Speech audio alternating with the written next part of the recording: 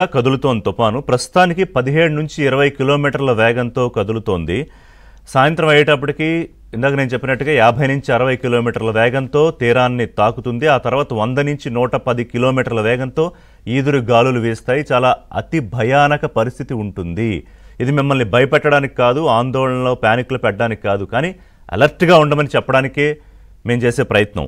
So Kakinada, Pithapuram, Tallarevu ఇందాక అప్పారావు చెప్పినట్టు ఈ 3 ప్రాంతాల్లో కూడా అత్యవసర పరిస్థితుల కోసం హెలీప్యాడ్స్ కూడా ఏర్పాటు చేస్తున్నారు. ఒకవేళ ఎయిర్ లిఫ్ట్ చెయ్యాలన్నా కూడా దానికి అనుకూలంగా ఉండడానికి ఇప్పటికే ఏర్పాటు చేస్తున్నారు. సో తీవ్ర ప్రాంత ప్రజల్ని చాలా అప్రమత్తం చేయడానికి అధికారులు సన్నద్ధాలు చేస్తున్నారు. ఒకసారి మహేష్ దగ్గరికి వెళ్దాం. నెల్లూరు, ఆ చుట్టుపక్కల జిల్లాలు ప్రకాశం, నెల్లూరు జిల్లాల్లో పరిస్థితి ఎలా ఉంది?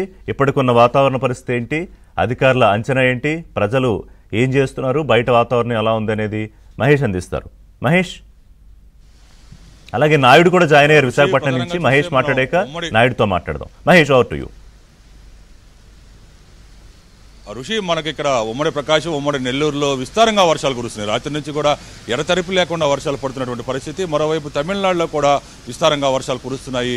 ఈ మోంతా తుఫాన్ కారణంగా కురుస్తున్నటువంటి భారీ వర్షాలకి ఉమ్మడి నెల్లూరు జిల్లా అయితే మొత్తం కూడా ఒక చిగురుటాకులాగా వణికిపోయే పరిస్థితి ఇక్కడ చూడవచ్చు. మనం మొత్తం కూడా ఈ వర్షం రాత్రి నుంచి కూడా ఊపులుగా పడుతున్నటువంటి పరిస్థితి. కొన్ని చోట్ల కొన్ని ప్రాంతాల్లో అయితే దాదాపు 14 సెంటీమీటర్ల వర్షపాతం కూడా నమోదైంది. సముద్రంలో అలల ఉధృతి గంటకి కూడా పెరిగిపోతుంది. ఉవ్వెత్తున అలలు ఎగిసిపడుతూ ఉన్నాయి. అలలను చూసి ఆ రాకాశాల దూసుకోసం చూసి మత్స్యకారులు సైతం భయాందోళన చెందే పరిస్థితులు ఉన్నాయి. వాళ్ళు కొంతమంది సీనియర్స్ చెప్తున్నారు, అంతకుముందు టెక్నాలజీ లేని రోజుల్లో సముద్రం ఎలా ఉందో చూసి వాళ్ళు అంచనాలు వేసేవాళ్ళు. కానీ ఇవాళ వాళ్ళు ఒకటే ఈ ప్రస్తుతం ఈ సముద్రంలో వస్తున్న అలలు చూసి ఇది చిన్న విషయం కాదు, చాలా పెద్ద తుఫాన్ అని చెప్పి వాళ్ళు అంచనాలు వేస్తున్నారు. దాదాపు మరొక 10 రోజులు 15 రోజుల పాటు చేపల వేటకు కూడా సాగించలేమని చెప్పి వాళ్ళు చెబుతూ ఉన్నారు. ప్రధానంగా ఈ తీర ప్రాంతంలో సముద్రానికి బకింగ్హామ్ కెనాల్కి మధ్యలో కొన్ని గ్రామాలు ఉన్నాయి, మత్స్యకార గ్రామాలు. ఒకవేళ బకింగ్హామ్ కెనాల్ కానీ పొంగిందంటే ఆ గ్రామాలకు రాకపోకలన్నీ కూడా నిలిచిపోతాయి. అధికారులు ఆ గ్రామాలపైన దృష్టి సారించారు. సీఎం చంద్రబాబు ఎప్పటికప్పుడు అధికారులతోటి, మంత్రులతోటి సమీక్షిస్తున్నారు.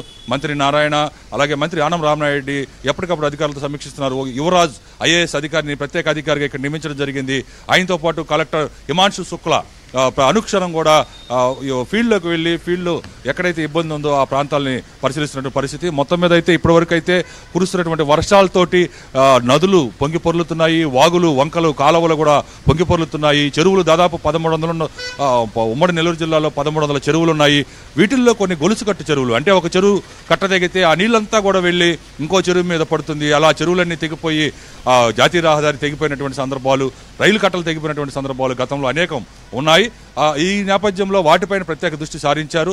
ఈ తుఫాన్ తీరం దాటే సమయంలో భారీగా గాలులు వీస్తే ఆ గాలులు తాకిడికి ఈ చెరువుల్లో నిండు కొండల్లా ఉన్న ఈ చెరువుల్లో నీరంతా అలలకి ఆ కట్టలు కరిగిపోయి తెగిపోయే ప్రమాదాలు ఉన్నాయి. వాటికి కూడా అధికారులు సమాయత్తం అవుతున్నారు. ఎక్కడికక్కడ ఏర్పాట్లు చేస్తున్నారు. ఇరిగేషన్ అధికారులతోటి ఇసుక బస్తాల వంటివి ఏర్పాటు చేయడం జరుగుతుంది. మరోవైపు సోమశంలో ఇప్పటికే 78 టీఎంసీలు పూర్తి కెపాసిటీ అయితే 70 టీఎంసీలు నీటిని నిల్వ చేశారు. కండలేరు జలాశయం కెపాసిటీ 68 టీఎంసీలు అయితే దాదాపు 59 టీఎంసీల నీటిని నిల్వ చేయడం జరిగింది. ఈ కండలేరు జలాశయం ఆసియాలోని అతిపెద్ద మట్టి కట్టడం.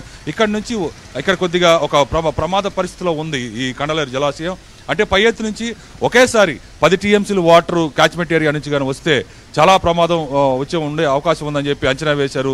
ఎమ్మెల్యే సోమిరెడ్డి చంద్రమోహన్ రెడ్డి ఇప్పటికే 2 సార్లు అక్కడ పరిశీలించి వెంటనే చర్యలు తీసుకోవాలి, కొన్ని గ్రామాలు ముంపుకు గురయ్యే ప్రమాదం ఉందని చెప్పి కలెక్టర్ దృష్టి తీసుకెళ్లడం జరిగింది. రాత్రి నుంచి కూడా 4 యంత్రాలతోటి అక్కడ ఒక కాలువ తీస్తున్నారు ఫారెస్ట్ ఏరియాలో. ఆ కాలువ తీసి 51 టీఎంసీలు 51,000 క్యూసిక్కుల నీటిని ఒకేసారి విడుదల చేసేందుకు ప్రయత్నాలు జరుగుతున్నాయి. ఈ కండలేరు డ్యామ్ అయితే 1.5 కిలోమీటర్ మేర దాదాపు కొద్దిగా బలహీనంగా ఉన్నట్టు తెలుస్తూ ఉంది. అక్కడ అధికారులు సరైనటువంటి చర్యలు చేపట్టకుండా గతంలో కొంత నిర్లక్ష్యం వహించడం కూడా ఒక కారణం అని చెప్పాలి. ఇప్పుడు ఈ కండలేరు డ్యాంలో 59 టీఎంసీలు వాటర్ ఉంది. పైనుంచి ఒక్కసారిగా అంటే అతి భారీ వర్షాలు పడితే మాత్రం నెల్లూరు జిల్లాకి చాలా నష్టం జరిగే అవకాశం ఉంది. ఇప్పుడు రైతులకు సంబంధించి, వ్యవసాయానికి సంబంధించి 1000 హెక్టార్లకు పైగా పంట భూముల్లో వరి, వేరుశెనగ, పెసర, పిల్లి పెసర ఇటువంటి పంటలన్నీ కూడా మునిగిపోవడం జరిగింది, మునకకు గురయ్యాయి. మరోవైపు గాలులు కానీ వీస్తే పండ్ల తోటలకు తీవ్ర నష్టం జరిగే అవకాశం ఉంది. బత్తాయి, నిమ్మ, మామిడి, సపోటా ఇలాంటి పండ్ల తోటలు ఉన్నాయి. అవన్నీ కూడా రైతులు నష్టపోయే అవకాశం ఉంది. గాలులు ఆ తుఫాన్ తీరం దాటే సమయంలో గాలులు వీస్తే మాత్రం జిల్లాకి ఎక్కువ నష్టం జరిగే అవకాశం ఉంది. మరోవైపు ఎస్డీఆర్ఎఫ్ ఎన్డీఆర్ఎఫ్ బృందాలు కూడా రంగంలో దించారు. కొన్ని గ్రామాలని కండలేరు కింద ఉన్నటువంటి కొన్ని గ్రామాలని కూడా ఖాళీ చేపిస్తున్నారు. ఎక్కడైతే లోతట్టు ప్రాంతాలు ఉన్నాయో పెన్నా పరివాహక ప్రాంతం పక్కనే ఉండే గ్రామాలు వాళ్ళందరినీ కూడా అలర్ట్ చేశారు. రేషన్ సరుకులతో పాటు నిత్యావసర సరుకులు కూడా అక్కడ పంపించారు. ఒకవేళ ఆ గ్రామాలతో కనెక్టివిటీ కట్ అయినా కూడా వారం 10 రోజుల పాటు వాళ్ళకి ఆహార కొరత రాకుండా అధికారులు చర్యలు తీసుకున్నారు.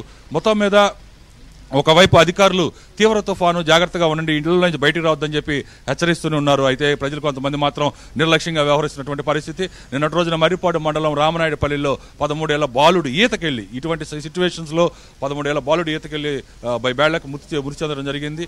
అధికారులు పదే చెబుతున్నారు ఇళ్లలోంచి బయటికి రావద్దని. కానీ కొంతమంది వీడియోల కోసం ఈ షూట్ల కోసం అని చెప్పి పెన్నా పరివాహక ప్రాంతానికి సముద్రం వద్దకు వెళ్లే ప్రయత్నాలు చేస్తున్నారు. బీచ్లన్నీ కూడా క్లోజ్ చేశారు. మెరైన్ పోలీస్ అంతా కూడా అప్రమత్తంగా ఉంది.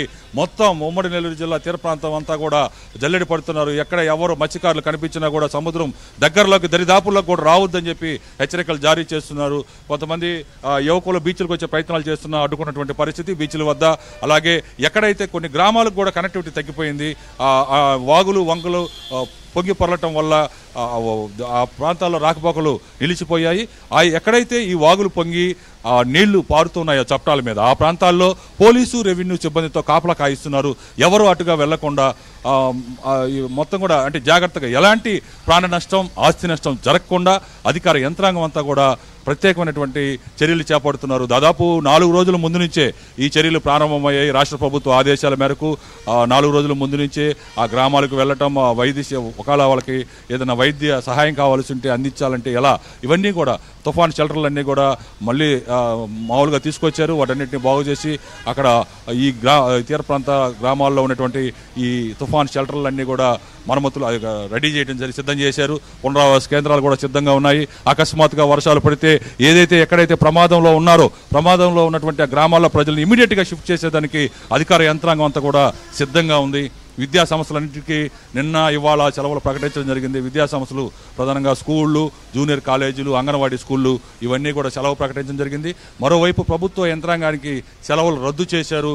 ప్రతి ఒక్కరూ కూడా ఆయా గ్రామాల్లో ఉండాల్సిందని చెప్పి కలెక్టర్ హిమాంశు శుక్లా ఆదేశాలు ఇవ్వడం జరిగింది. వైద్యులు సైతం, డాక్టర్లు, వైద్య సిబ్బంది ఎక్కడైతే పోస్టింగ్లు ఉన్నాయో ఎక్కడైతే పనిచేస్తున్నారో అక్కడే ఉండాలని చెప్పి చెప్పడం జరిగింది.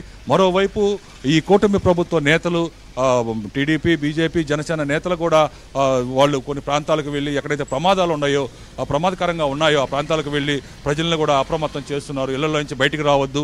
ఈ 2-3 రోజులు భారీ వర్షాలు నెల్లూరు ప్రధానంగా ఉమ్మడి ప్రకాశం, ఉమ్మడి నెల్లూరుకి భారీ నుంచి అతి భారీ వర్షాలు కురిసే అవకాశం ఉన్న నేపథ్యంలో ఆ ప్రాంతాలకు వెళ్ళి ఎవరు కూడా బయటికి రావద్దని చెప్పి చెప్తున్నారు. ఇప్పటివరకైతే ఎంత వర్షం కురిసినా కూడా ఇబ్బంది లేదు. కానీ ఒకవేళ గాలులు కానీ స్టార్ట్ అయ్యి ఆ గాలులు వేగం కానీ పెరిగినా లేదా ఆ తుఫాను దిశ మార్చుకొని నెల్లూరు వైపు, చెన్నై వైపు ప్రయాణం సాగించిన ఇటువైపు ఎక్కడ తీరం దాటినా కూడా నెల్లూరు జిల్లాకి తీవ్ర నష్టం జరిగే అవకాశాలు ఉన్నాయి. ఎటువంటి విపత్తునైనా ఎటువంటి పరిస్థితులైనా ఎదుర్కొనేందుకు అధికార యంత్రాంగం అయితే సిద్ధంగానే ఉన్నారు. ప్రధానంగా చంద్రబాబు నిర్దేశించినట్లు ఎలాంటి ప్రాణ నష్టం, ఆస్తి నష్టం జరగకుండా ఉండేందుకు గట్టి చర్యలు చేపట్టడం జరిగింది. నెల్లూరు జిల్లా అయితే విస్తారంగా రాత్రి నుంచి కూడా ఎడతెరిపి లేకుండా వర్షాలు కురుస్తూ ఉన్నాయి. ఈ వర్షాలకి అన్నీ కూడా జలవనరులు అన్నీ కూడా నిండు కొండల్లా మారాయి. ఏ గాలులైతే వీస్తే మాత్రం ఆ కట్టలకి అలల తాకిడికి ఆ గాలులకి అలలు వస్తాయి. ఆ అలల తాకిడికి కట్టలు తెగిపోయే ప్రమాదం ఉంది. కొన్ని గ్రామాల ప్రజలందరూ కూడా చాలా భయాందోళనకు గురవుతున్నారు. గతంలో వాటర్ మేనేజ్మెంట్ సక్రమంగా చేయడం వల్ల 2 పంటలు పండించుకున్నారు. ఈసారి కూడా 2 పంటలు పండుతాయి. అయితే ఎలాంటి విపత్తు లేకుండా సాఫీగా సాగిపోతే చాలని అంతా కూడా భావిస్తున్నారు. ఇది కూడా పరిస్థితి. మహేష్, మళ్ళీ అప్పటికప్పుడు అప్డేట్స్ కోసం మీతో కాంటాక్ట్లోకి వస్తాము. ఇదే అక్కడ నెల్లూరు, ప్రకాశం జిల్లాల పరిస్థితి. మహేష్ చెప్పినట్టుగా ఈ రీల్స్ పిచ్ తోటి ఆ బీచ్ల వైపు వెళ్ళొద్దు, అధికారులు చెప్పిన విషయాన్ని ఫాలో కండి, అలాగే ఈ భారీ చెట్ల దగ్గర కూడా ఉండొద్దు అని చెప్తున్నారు. అలాగే